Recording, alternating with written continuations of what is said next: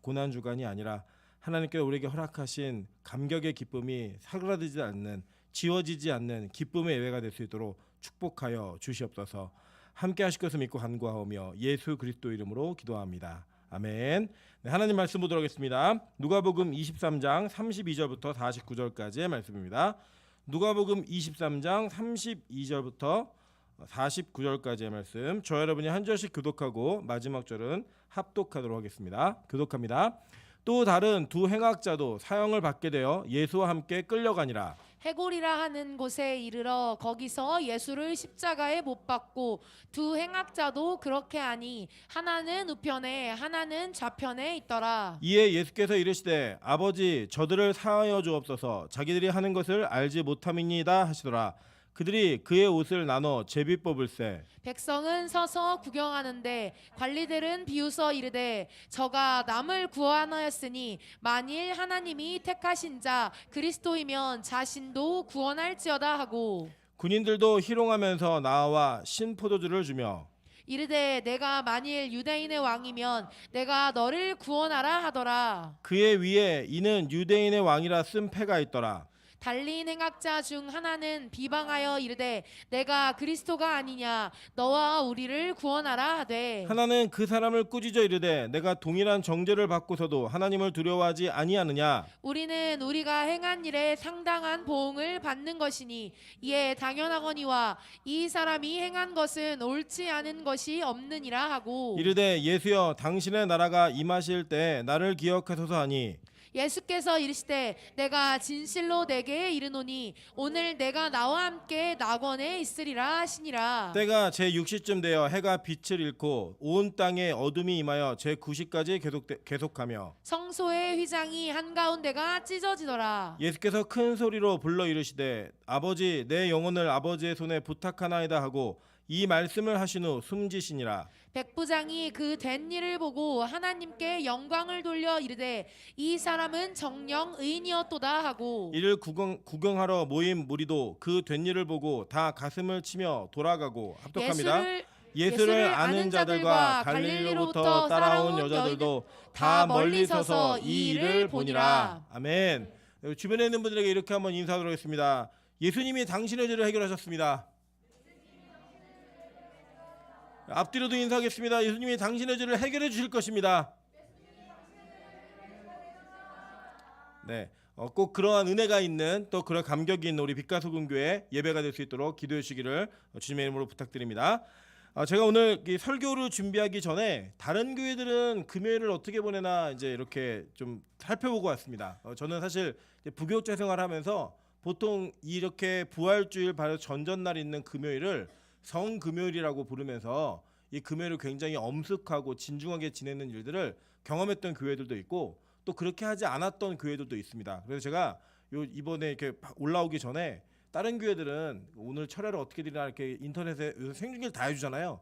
봤더니 다 일단 배경화면이 까맣고 우울하고 이렇게 가시관도 있고 십자가도 있고 예수님이 보혈을 흘리신 그 장면의 모습들의 이미지를 다 담아 놓으면서 굉장히 조용하고 엄숙한 음악들을 이렇게 쭉 깔아놓고 예배를 드리는 걸 보았습니다. 그런데 제가 한 가지 의문이 들었던 게 뭐냐면, 과연 우리가 오늘을 이렇게 우울하게 지내야 되는 날인가?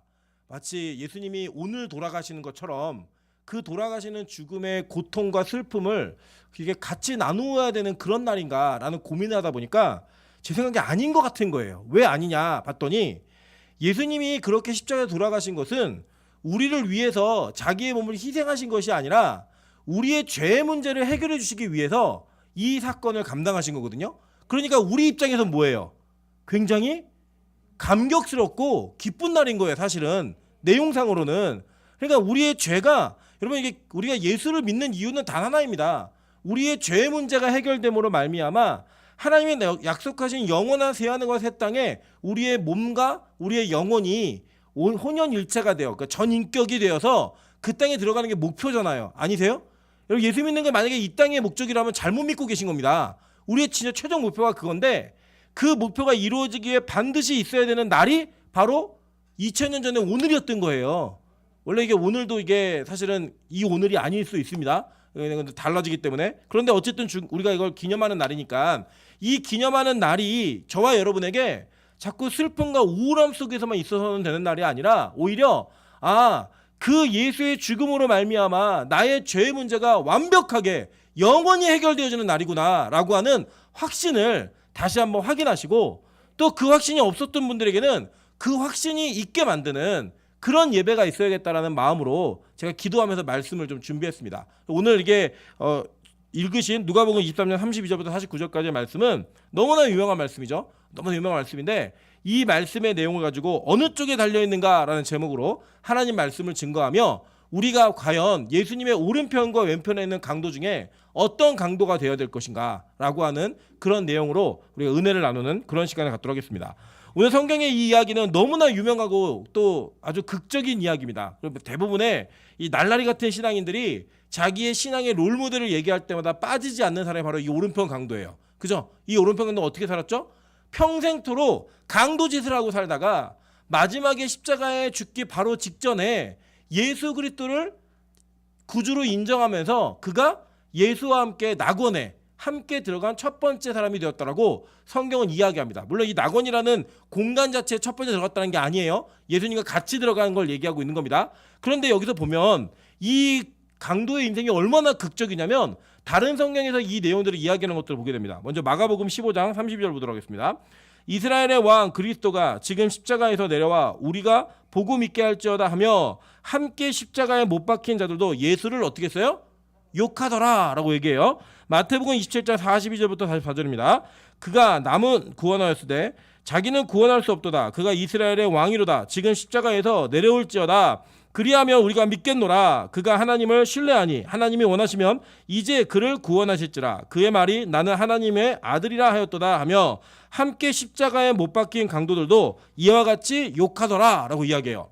자, 이렇게 다른 성경들을 조합해 보니까 오른편에 있는 강도가 처음부터 예수 그리스도를 인정한 게 아니었어요. 처음에 어떻게 했죠? 같이 욕했어요. 같이. 여러분, 이 시대의 십자가형은요 바로 죽는 게 아니에요. 오늘 성경도 보시면 제6시라고 이야기하죠. 이게 낮 12시입니다. 그 44절에 보면 6시쯤 돼 해가 빛을 잃었고 9시까지 계속되었다라고 하는 이 9시는 오후 3시예요. 그러니까 이 성경에서 말한 어둠이 임하고 그러니까 어둠이 빛을 잃고 어둠까지 임하는 그 시간이 약 3시간 정도가 있었다라고 얘기해요. 그러니까 예수님이 요 전에 채찍 맞으시고 달리시고 돌아가시기 전까지 그 시간들은요 충분한 대화를 나누고 회심하기에 충분한 시간이었다는 거예요. 그래서 갑자기 돌아가신 게 아니에요. 십자가 못 박으면 돌아가신 게 아니라 달려서 돌아가실 때 이미 3시간 정도를 흑암 가운데 있었던 시간도 있었다라고 성경은 이야기합니다. 그러니까 처음에 이 두 강도는 예수님의 오른편 왼편에 못 박혀 있으면서 예수님을 욕했어요. 그들이 욕한 내용은 무엇이었냐면 네가 정말 하나님 아들이면 왜 이 땅에서 너를 구원하지 못하느냐, 구원해봐라, 내가 믿을게 라고 하는 대제사장들과 관리들과 로마의 군인들이 비난하던 방식을 똑같이 취했습니다. 그들이 예수에게 요구했던 것이 무엇이냐면 이 땅의 문제도 해결 못하는 네가 어떻게 하나님의 아들이라고 얘기하느냐라고 하는 이 땅의 기준을 둔 신앙의 모습이었던 거예요. 그리고 그들에게는 이 땅의 문제를 해결하는 것이 하나님의 아들이 해결할 수 있는 일이라고 믿었고 이 땅의 문제를 해결하지 못하는 것은 그의 무능함으로 치부받았다라고 이 정황상 모든 것들이 이야기하고 있는 겁니다. 그래서 이 예수를 비난했던 모든 사람들의 일관되어진 그 내용의 근거들은 뭐였냐면 야, 이 땅에 지금 살고 있는 네 현실 속에 문제가 해결되지 않는데 네가 어떻게 메시아야? 네가 어떻게 하나님의 아들이야? 라고 하는 그들의 확신찬 공격은 예수님이 십자가에 달려 돌아가시는 동안에 계속적으로 지속적으로 이루어졌다라는 거예요. 여러분 이게요 이 시대에 있었던 사람들만의 이야기가 아니라 지금 오늘 저와 여러분의 사건과 이야기에 너무나 부합한 내용이라고 우리는 충분히 이야기할 수 있다는 겁니다. 여러분 우리가요 예수님에 대해서 실망하고 예수님에 대한 그런 어떤 현실적인 그 실체가 느껴지지 않는 때가 언제냐면 여러분이 이 현실 속에 어렵다라고 생각하는 문제, 내가 꼭 해결해야 되겠다고 생각하는 문제가 아무리 열심히 기도하고 아무리 열심히 노력해도 해결되어지지 않을 때 그때 여러분 우리는요 정말 하나님이 살아계신가, 정말 내가 믿고 있는 분이 하나님의 아들이신가라고 하는 그러한 고뇌 속에 들어갈 수밖에 없는 우리 현실의 문제를 바라보게 된다는 거예요. 여러분 아니라고 얘기하지만 실제로 그렇거든요. 막 믿음이 막 연약해지고 떨어지고 무언가 하나님에 대한 신뢰가 약해지고 그 하나님에 대한 온전한 믿음이 견고한 믿음들이 흔들리기 시작할 때가 언제냐면 내 문제가 해결되지 않을 때예요. 나와 관련된 일들이 내가 원하는 방식과 내가 원하는 때에 온전하게 이루어지지 않을 때 우리나라에서 그런 어려움과 고난 가운데 우리는 들어가게 된다라고 성경도 그리고 우리 모두도 그렇게 확인하며 이야기하고 있습니다. 근데 여러분 보세요. 고난과 어려움과 이런 극적인 상황들은 예수님의 일생에 계속되어졌어요. 사실은요. 여러분 이 땅에서 예수님이 무슨 성공을 하셨어요?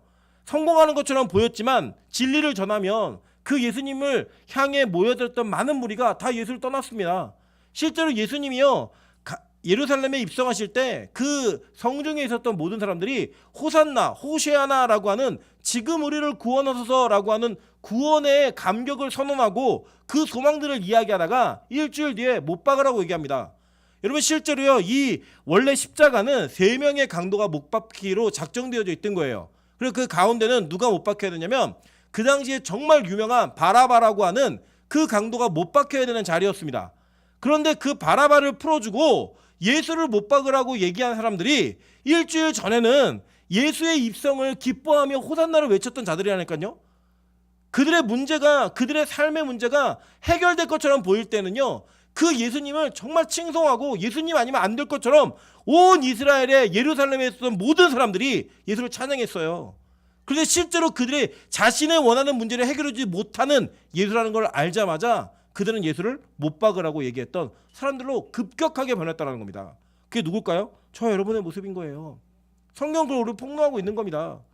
성경은 우리 안에서 실제로 우리 삶 가운데 해결되어지지 않는 문제들과 현실 속에 있는 틈바구니 속에 있는 그런 고민들의 문제들을 연속적으로 우리 인생에 풀어가면서 과연 그 안에서도 그런 상황 가운데서도 그것보다 더 악한 조건 속에서도 하나님을 찬양할 수 있는지 그래서 물어보는 거예요. 제가 어저께도 이제 말씀드렸는데 하늘문 기도원에 그 여러분 아실 거예요. 가시면 항상 안내실에서 그 숙소를 배정해 주시는 우리 정임화 권사님이 계세요. 근데 저는 정임화 권사님이 저희 어머니께도 발음을 맨날 정희마 그래가지고 제가 정임화 권사님이라는 만난 지는 한 30년 됐는데 성함을 제대로 안 지는 8년 정도밖에 되지 않습니다. 예, 정희마 이랬는데 정임화 권사님이신데 이 권사님이 30대 중반에 하늘문에 들어오셨어요. 그래서 그 두 부부께서 기도원을 섬기는 사찰 집사님으로 계시면서 정말 열심을 다해 그 교회를 섬기셨어요. 그래서 이제는 60이 넘으신 연세가 되셔가지고 어제 이제 30대 때처럼 두릅을 따시다가 그 두릅을 따는 중에 바위에서 미끄러졌고 절벽 밑으로 떨어지신 거예요. 떨어지셔가지고 제가 나중에 이제 얘기를 들어보니까 팔뼈가 이게 복합골절이 돼서 살 밖으로 튀어나오고 뭐 갈비뼈 골절에 척추 골절에 골반까지 다 부서지는 그런 극한 상황 속에서 헬리콥터로 후송이 돼갖고 아주대학병원으로 가신 거예요. 아주대학병원에 이제 저희 기도원의 의사 선생님이 성도이셔가지고 이제 체크하다 보니까 피가 멈추지 않아가지고 어젯밤에 긴급 수술을 하셨습니다. 그런데 이제 그 의사 선생님이 뭐라고 얘기하셨냐면 자기가 이제 지금 코로나를 아무나 못 들어가시잖아요. 의사의 직분이 있으니까 들어가서 중환자실에서 만나 뵌 거예요. 상황이 너무 심각하고 너무나 어려운 상황이고 출혈이 멈추질 않으니까 아무 처치도 못하고 있는 상황인데 권사님이 웃더라는 거예요.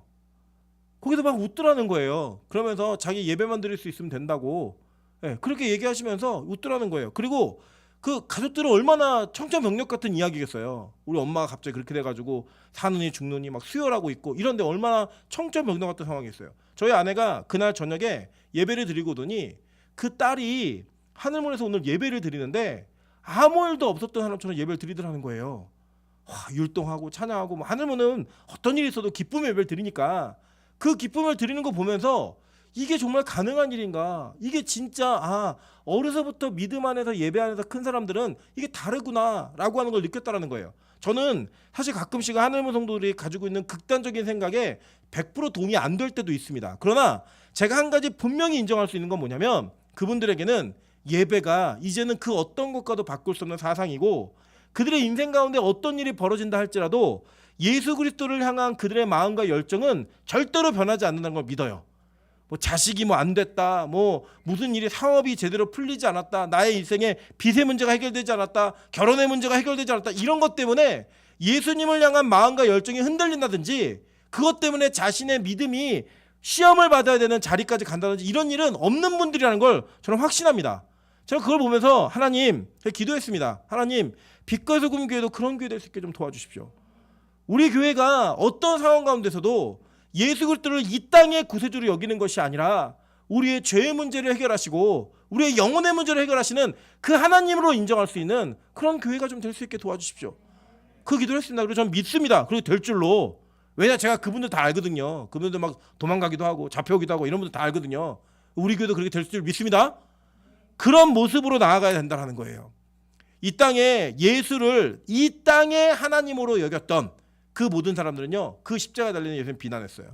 지금도 오늘 이 귀한 밤에 여기에 앉아서 뭐 하고 있는가라고 조롱하는 사람들이요, 다 그런 생각을 갖고 있는 거예요. 야, 예수 믿는다고 밥이 나오니 떡이 나오니, 예수 믿는다고 너 인생이 달라지니? 안 그러잖아. 그런데 왜 도대체 그 짓을 하고 있는 거야? 여러분, 근데 명심하십시오. 우리는요, 이 땅에서 잘 살려고 예수 믿는 거 아니에요. 영원히 잘 되려고 예수 믿는 겁니다. 영원히 잘 되려고 예수 믿는 거예요. 여러분, 그 믿음을 절대로 흔들리셔도 안 된다라는 거예요. 오늘 그 일이 이루어지는 밤이라니까요.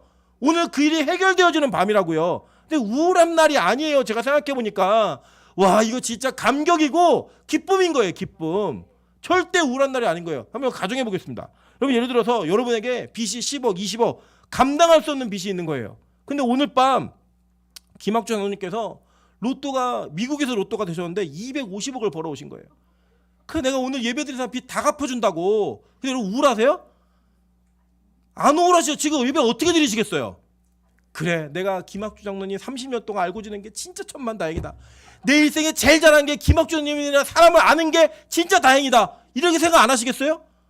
그리고 지금 누가 보이겠어요? 설교를 여기 하고 있지만 김학주 장로님의 뒤통수가 그렇게 예쁘고 그 뒤통수가 그렇게 영광스럽고 막 후광이 보이지 않으시겠어요? 여러분, 그런 밤이에요. 오늘이 막 우울하고 슬프고 이런 밤이 아니라, 와, 내 평생에 영원히 못 갚을 빚을 해결해 주시는 밤이구나. 저는 그 확신을 갖는 기쁨의 예배가 되기를 주님의 이름으로 축원합니다. 그런데 여러분 보세요. 예수님이요, 이 자리에 가신 거는요, 완전히 구약 때부터 예약되어진 자리였어요.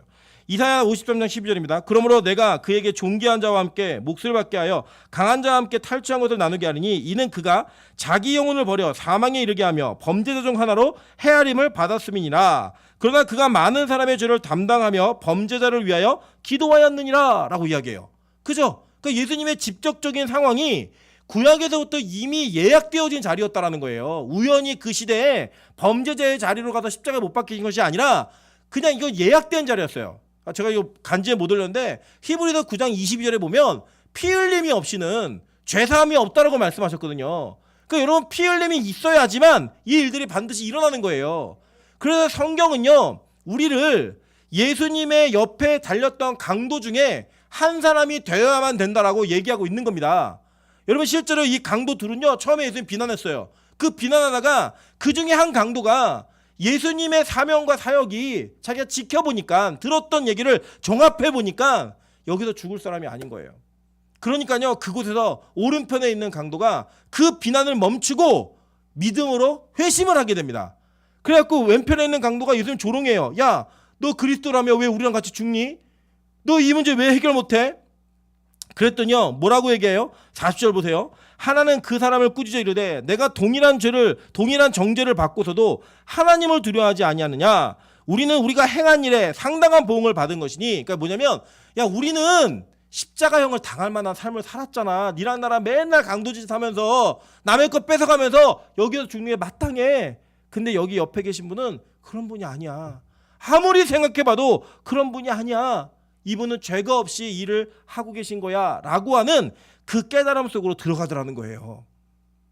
여러분, 그가 인정한 게 뭔지 아세요? 첫 번째는요, 자기가 당연히 십자가에 달려 죽어야 될 죄인으로 자기 스스로를 인정했습니다.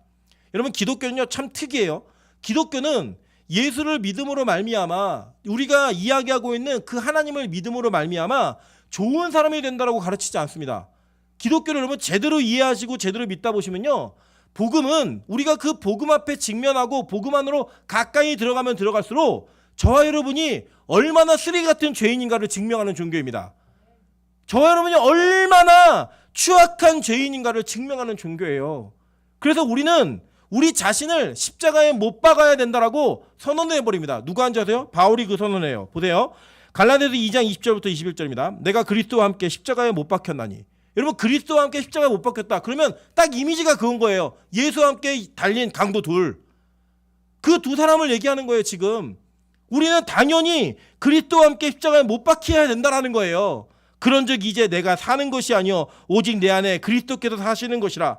이제 내가 육체 가운데 사는 것은 나를 사랑하사 나를 위하여 자기 자신을 버리신 하나님의 아들을 믿는 믿음 안에서 사는 것이라. 내가 하나님의 은혜를 패하지 아니하노니 만일 의롭게 되는 것이 율법으로 말미암으면 그리스도께서 헛되이 죽으셨느니라.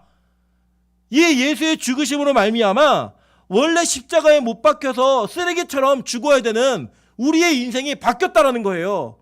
그 바뀌는 것이 어떻게 바뀌어졌느냐? 골로새서 1장 13절부터 14절에 이렇게 얘기합니다. 그가 우리를 흑암의 권세에서 건져내사 그의 사랑의 아들의 나라로 옮기셨으니 그 아들 안에서 우리가 속량 곧 죄사함을 얻었도다 라고 얘기해요. 뭐가 바뀐 거예요? 국적이 바뀐 거예요. 국적이. 성경은요, 저와 여러분을 네 번째 십자가에 못 박으래요. 예수님의 십자가 옆에 오른편 강도와 왼편 강도가 있었는데 그 오른편이든 왼편이든 여러분의 십자가를 어디에든 꽂아야 된다는 거예요. 우리는 다 죽습니다. 여러분, 영원한 죽음으로 가든지 영원한 삶으로 가든지 우리는 분명히 다 죽어요. 그 죽음을 경험하는데 어느 쪽에서 죽느냐가 그의 인생의 마지막과 영원을 분명하게 결정한다고 성경은 말하는 거예요. 그러면서 어떤 이들은 그 죽음으로 말미암아 흑암의 권세에서부터 하나님의 나라로 옮겨지게 되는 국적 변경이 이루어진다는 거예요. 여러분, 우리 가끔 좀 아메리칸들이 뭐라고 미국에 유학 가기도 하고 원정 출산 가기도 하고 거기 가가지고 영주권 시민권 따내려고 노력하는 사람들의 이유가 뭐예요? 뭘 바꾸기 위함이에요?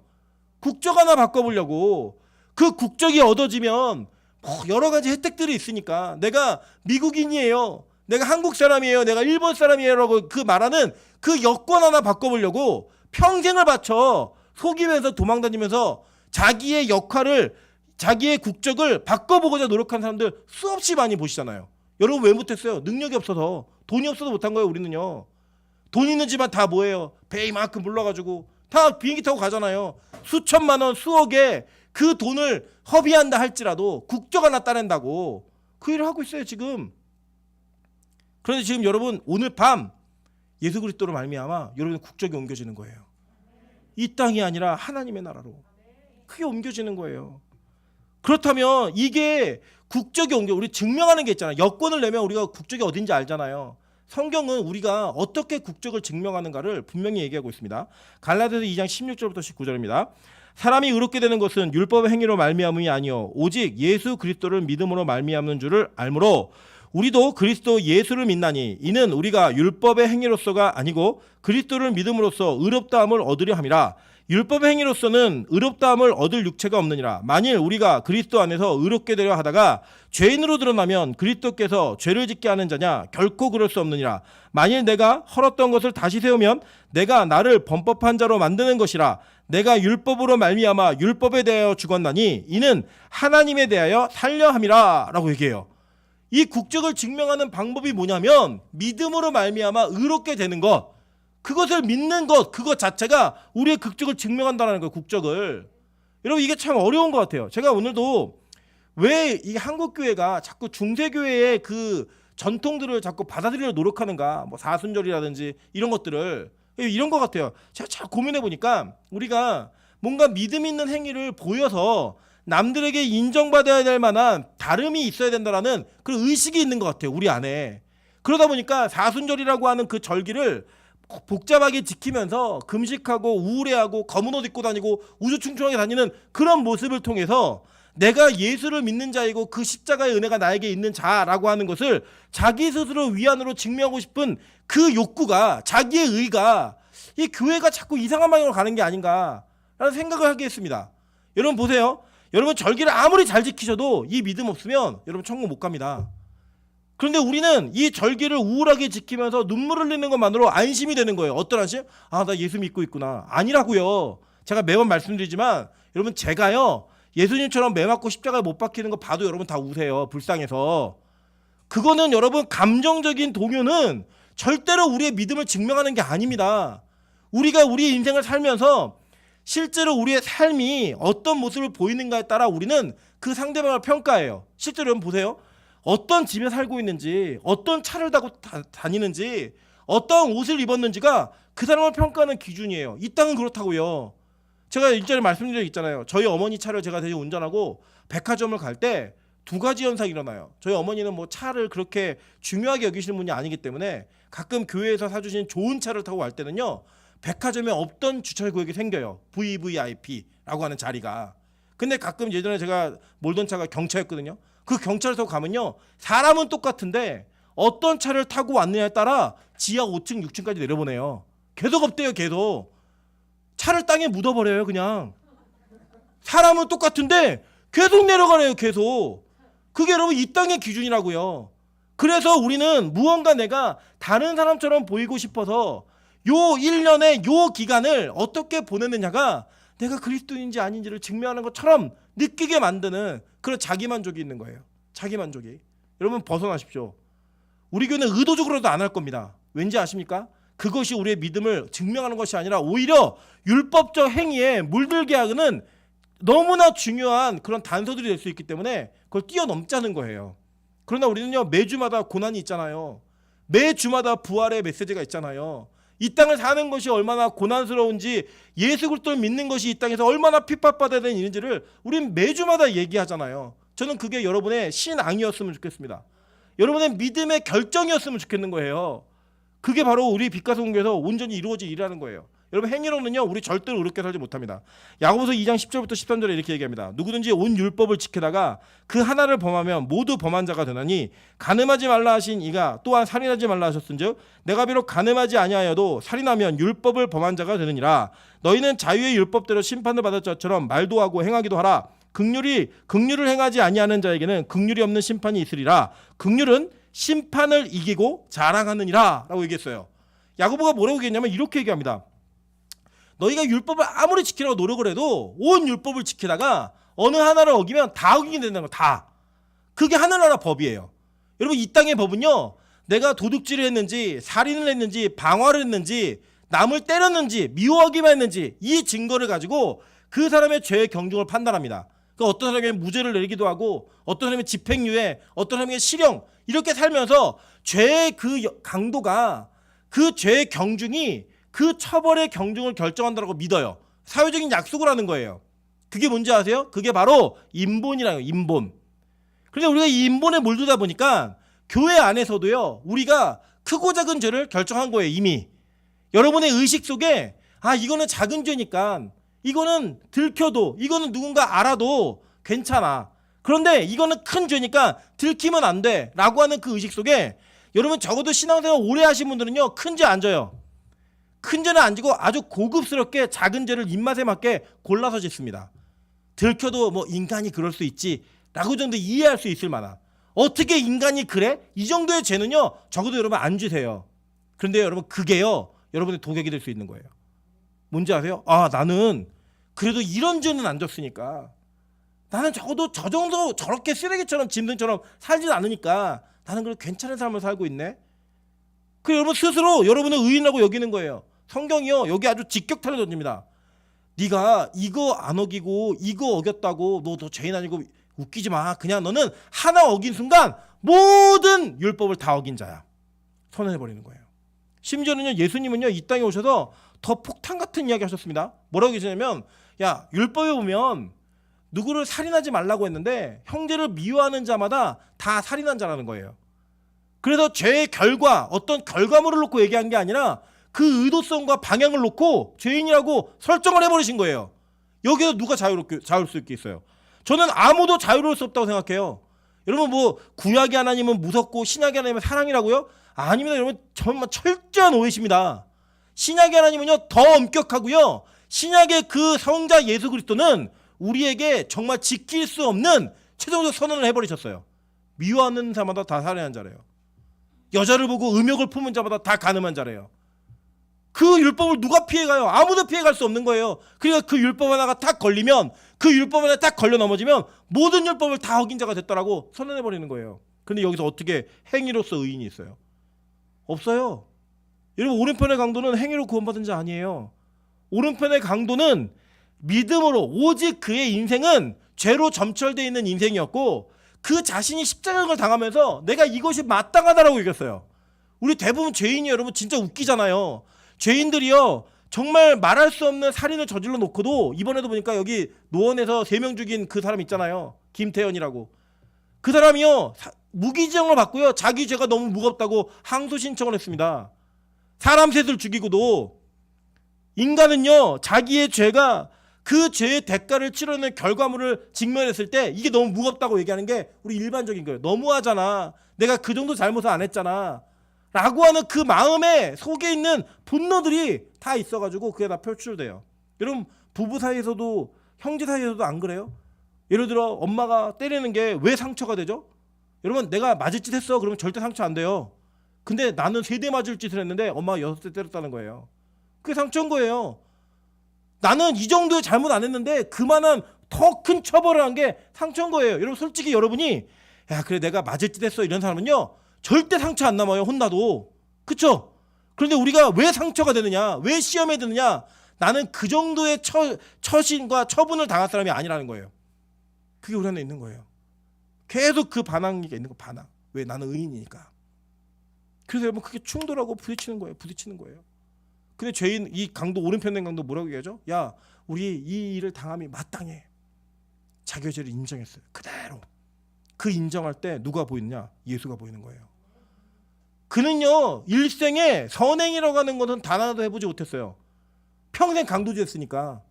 그의 일생에 행위로서 보일 수 있는 믿음은 아무것도 없었어요. 그런데 그가요 구원을 받아요. 예수님 뭐라고 계시죠? 성경 보니까 43절에 이렇게 얘기합니다. 예수께서 이르시되 내가 진실로 내게 이르노니 오늘 내가 나와 함께 낙원에 있으리라 라고 얘기하셨어요. 그날 구원받은 거예요. 그날. 이게 복음이라고요. 이게 십자가를 기준으로 이루어지는 일이라고요. 어떤 이는 오늘 낙원에 이만한 자가 되고 어떤 이는 오늘 음부에 떨어지고 스올과 지옥의 그 불구덩이의 고통을 맛봐야 되는 영원한 죽음 가운데 들어가는 자가 된다고 성경은 얘기하는 거예요. 여러분 너무 두렵지 않습니까? 저는 이 본문을 읽으면서 오늘이란 단어가 너무 무서웠어요. 여러분 오늘이요 이 오늘이요 슬픈 날이 아니고 여러분의 운명이 결정되는 날이라니까요. 죄의 문제가 해결되어 내가 예수 그리스도의 오른편의 십자가에 못을 박힘으로 말미암아 내가 죽고 주가 살아 영원한 생명에 들어가는 자가 되는 것인가? 아니면 왼편에 못 박아 그 예수가 이 땅의 문제를 해결하지 못했기 때문에 그 예수를 주로 인정하지 아니하고 영원한 죽음을 경험하게 되는 것인가? 그게 결정되는 날이라고요. 영상 몇 개 보고 눈물 흘린 날이 아니라 저는 우리 빛가서공교회가 진짜 고난주일에 진짜 예수님이 돌아가신 이 성금요일을 하나님의 뜻대로 지키는 교회, 하나님의 뜻대로 지키는 성도 되시기를 주님으로 축원합니다. 여러분 그런데 보세요. 이 야고보가 뭐라고 연이어 얘기하냐면 야고보서 2장 14절부터 17절이에요. 내 형제들아 만일 사람이 믿음이 있노라 하고 행함이 없으면 무슨 유익이 있으리요? 라고 얘기해요. 그 구절 마지막에 17절에 보면 이렇게 얘기합니다. 이와 같이 행함이 없는 믿음은 그 자체가 죽은 것이라 라고 얘기해요. 자 지금 완전 야고보가 얘기하던 논조가 뭔가 바뀌는 것처럼 보여요. 근데 여러분 야고보는요 행위의 믿음을 계속 강조했던 사람이에요. 잘 보세요. 왜 이런 일이 벌어졌는가? 성경에 이 야고보의 시대를 좀 이해하셔야 되는데 야고보가 사역했던 시대, 야고보는 누구냐? 예수님 동생이에요.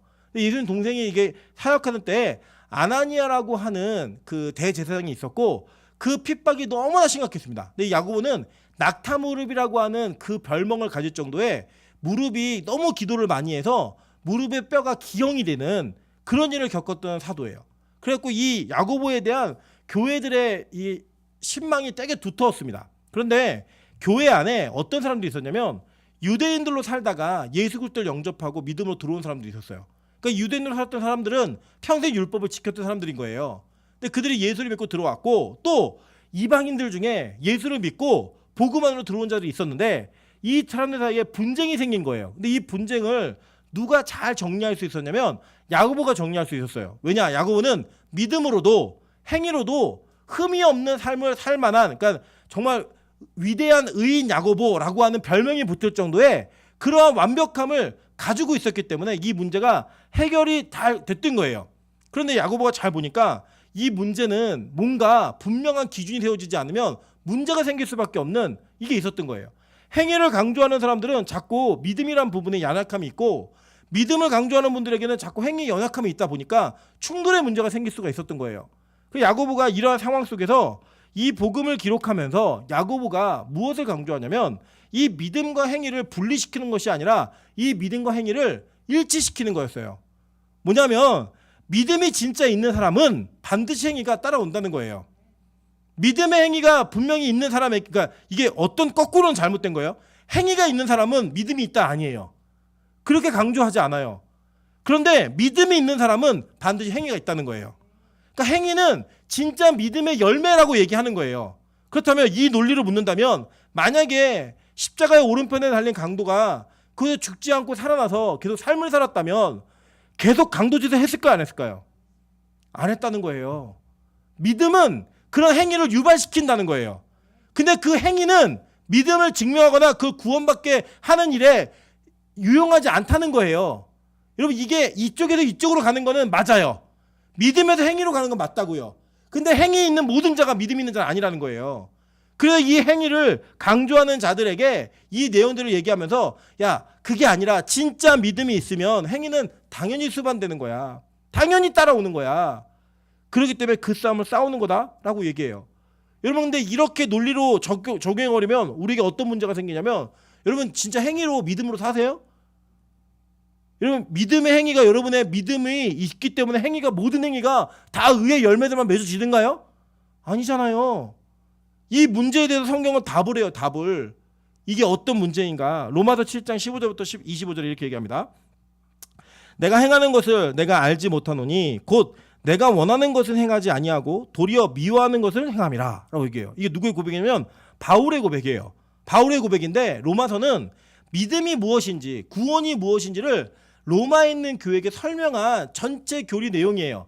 11장까지는 원리를 설명하고 12장부터는 그것에 대한 적용들을 이야기하는데 이게 뭐라고 얘기하냐면 내가 행하는 것이 뭔지 알지 못한다는 거예요. 왜냐 보니까 나는 마음에는 원하는 것 선의 행위를 하지 않고 내가 미워하는 악을 행하고 있는 자라는 거예요. 이 누구의 고백이에요? 바울의 고백이에요. 바울의. 이 바울이 뭐라고 고백하냐면 만일 내가 원하지 아니하는 그것을 행하면 내가 이로써 율법이 선한 것을 시인하노니 이제는 그것을 행하는 자가 내가 아니요 내 속에 거하는 죄니라 라고 얘기해요. 그러니까 내가 아니라 내 속에 있는 죄가 나로 하여금 율법에 걸리는 문제들을 하게 한다는 거예요. 그러면 얘기해 보세요. 내가 원하는 바 선을 행하지 아니하고 도리어 원하지 아니하는 바 악을 행하는도다. 만일 내가 원하지 아니하는 그것을 하면 이를 행하는 자가 내가 아니요 내 속에 거하는 죄니라. 그러므로 내가 한 법을 깨달았노니 곧 선을 행하기 원하는 나에게 악이 함께 있는 것이로다. 이게 진짜 우리 모습 아니에요? 진짜 우리 고백 아니에요? 내가 정말 시험 안 들고 싶잖아요. 우울해지고 싶지 않잖아요. 내가 남에게 짜증내고 싶지 않은데 하고 있더라는 거예요. 그게. 제가 오늘도 목사 부부도 싸워요. 싸우는데 제가 뭘 얘기 전혀 안 했는데 설명을 하는데 갑자기 저희 아내가 화내지 말라는 거예요. 저는 정말 화를 내지 않았는데 화를 냈다고 우기는 거예요. 그 말에 화가 났어요. 나는 화를 안 냈는데 왜 화를 냈다 그러지? 내가 제가 화를 냈더니 평소에 저희 아내가 제가 화를 내면 알았어 그만해 그러고 마는데 같이 막 소리를 지르면 또 화를 내는 거 자기도. 그래갖고 전쟁이 벌어졌어요. 전쟁이 벌어갖고 그 올 때까지 참 싸한 분위기로 왔습니다. 와갖고 제가 엘리베이터 타면서 야 우리 화해하자 그랬더니 아 이런 거 좋대요. 앞으로 그렇게 하재요. 네, 그 평안을 이루어지고 왔어요. 오늘 예수님 돌아가신 금요일이기 때문에 평안을 이루고 왔는데 우리 아내 화 안 내고 싶어요. 근데 저희 아내가 느끼기에는 제가 화를 내나 봐요. 저는 화를 안 냈는데 진짜 정말 그때는 화를 낸 게 아니었어요. 맹세합니다. 네. 그런데 화를 냈대요. 근데 그 말이 너무 화가 나는 거예요. 너무. 그래서 여러분 보세요. 진짜 우리가 그럴 수 있다는 거예요. 나는 아니라고 생각하는데 나는 정말 그러고 싶지 않은데 나도 모르게 그 짓을 하고 있는 거예요. 나도 모르게 그 일을 하고 있는 거예요. 그냥 화 안 냈다고 얘기하면 되지 왜 그 말 화가 난다고 화를 내요. 결국 화를 냈어요. 그 말 때문에 화를 낸 건데 그때 화를 낸 건 아니지만 결국 화를 냈어요. 제가요. 그게 우리의 모습이라고요. 안 그러고 싶은데 내 마음은 그게 아닌데 자꾸 우리 안에 죄가 불쑥불쑥 올라오는 거예요. 말하지 말아야지. 욕하지 말아야지. 비난하지 말아야지. 흉보지 말아야지. 그런데 불평하지 말아야지. 쑥쑥 올라오더라는 거예요. 쑥쑥. 그게 누구였냐? 바울의 고백이에요. 저는 바울이 이 고백을 한 게 너무 감사해요. 야 바울도 나랑 똑같구나. 네. 저는 또 바울에게 위로받는 게 바울이 설교할 때 유두고가 졸다가 떨어져 죽었어요. 야, 바울 설교도 조는데 내 설교에 조는 게 크고 어떻다고. 정말 큰 위로가 돼요. 정말 큰 위로가. 여러분 바울이 이 얘기를 계속 하는 거예요. 그러면서 얘기하는 거 이거예요. 내 속사람으로는 하나님의 법을 즐거워하되 내 지체 속에서 한 다른 법이 내 마음의 법과 싸워 내 지체 속에 있는 죄의 법으로 나를 사로잡는 것을 보도다 라고 얘기해요. 여러분 진짜 우리 하나님께 영광스러운 삶을 살고 싶잖아요. 말씀 듣고 나갈 때는 결단하시잖아요. 야, 내가 넘어지지 말아야지. 죄와 싸워 이겨야지. 나 절대 흔들리지 말아야지. 그런데 우리 또 넘어지더라는 거예요. 또 박살나더라는 거예요. 또 패배하더라는 거예요. 그러면서 바울이 이렇게 고백을 합니다. 오라 나는 곤고한 사람이로다. 이 사망의 몸에서 누가 나를 건져내라. 이 사도가 얼마나 못 견디겠으면 이 고백을 해요. 진짜 나는 너무 힘들고 내가 이거 못 견디겠다 진짜. 내 마음하고는 전혀 다른 삶의 모습이 툭툭 튀어나올 때마다 정말 미치겠다 나 정말. 이 고백하는 거예요. 나 좀 건져줘 나 좀. 그런데 거기서 딱 반전이 일어나죠. 뭐라고 해요? 우리 주 예수 그리스도로 말미암아 하나님께 감사하리로다. 그런즉 내 자신이 마음으로는 하나님의 법을 육신으로는 죄의 법을 섬기노라라고 얘기해요. 그러고 난 다음에요. 하늘에서 매 예배 때마다 그리고 너무 유명한 복음의 구절이 나오는 거예요. 로마서 8장 1절. 그러므로 이제 그리스도 예수 안에 있는 자에게는 결코 정죄함이 없나니. 이게 오른편 강도에게 주어진 복음이에요. 이게 오른편 강도가 붙들었던 복음이라고요. 저는 오늘 여러분이 이 밤에 예수님 십자가에 돌아갔으니까 우리도 같이 슬프자. 이게 무슨 의미가 있어요? 그게 아니라 그래 그 오른편의 강도가 붙들었던 그 예수를 향한 믿음 하나가 그의 잘못된 평생의 인생을 다 해결하고 그를 죄로부터 영원히 건져서 그의 국적을 이 땅의 강도로부터 이 세상의 지옥으로부터 하나님의 나라로 옮겨줬구나. 그거를 믿으면서 같이 한번 보시자는 거예요. 오늘 성령님께서 예수 그리스도께서 오늘 여러분에게 물으시는 거예요. 너 어느 쪽에 달려있니? 너 어느 쪽에 있는 백성이니? 우리 태어날 때부터 죄를 갖고 태어난 인간들이잖아요. 우리 처음부터 예수님 믿는 사람들 아니었어요. 이 중에는 모태신앙이라고 하더라도 모태신앙들이 예수님 더 많이 욕했어요. 나 교회 가기 진짜 싫은데. 제가 그 모습을요, 그 모태신앙의 죄의 모습을 저희 아들을 통해 봐요. 예배 가기 진짜 싫어해요. 예배 싫대요. 재미 하나도 없대요. 시시하대요. 너 그렇게 하면 너 화면 혼나? 벌 받아 어때? 그럼 그 말은 취소. 그렇게 하긴 했지만 예배가 시시하대요. 그게 우리 인간의 모습이에요. 우리 예배드리기 싫잖아요. 매일 예배가 웬 말이냐? 이렇게 금요일, 주일, 수요일 그 불러내갖고 예배드리는 게 이게 무슨 말이냐? 요거도 가면서 이게 무슨 짓이지? 눈치 봐가면서 이게 무슨 짓이지? 그런 마음이 우리 안에 있잖아요. 우리가요 그렇게 예수님을 욕하는 자들이에요. 우리의 삶으로 그 예수 그리스도의 그 십자가를 부인하면서 그것이 나에게 기쁨이 되고 은혜가 되고 그게 감사가 되는 게 우리의 모습이라고요. 지지난주에도 우리 승무사님이 저의 머리를 딱 보시면서 어디 가면 목사라고 아무도 안 부르겠어요. 그런데 너무 기쁜 거예요. 그게 내가 목사처럼 제가 가지고 있는 목사의 이미지는 막 고리타분하고 약간 막 이렇게 경직되어 있고 막 이런 이미지거든요. 그래서 제가 항상 이렇게 낮에 식당에 가갖고 남자 한 분과 여자 여러분이 들어오면 100% 목사님이에요. 100% 목사님. 저 그게 너무 그 이미지가 싫어가지고. 근데 권사님이 어디 가서 누가 목사라고 안 해. 그게 너무 위로가 되는 거예요. 그래 어디 가서 목사라고 오해는 안 받겠구나. 뭐 이런 생각. 네. 자유함이에요. 자유함이. 그게 우리의 모습이라고요. 그 우리의 모습.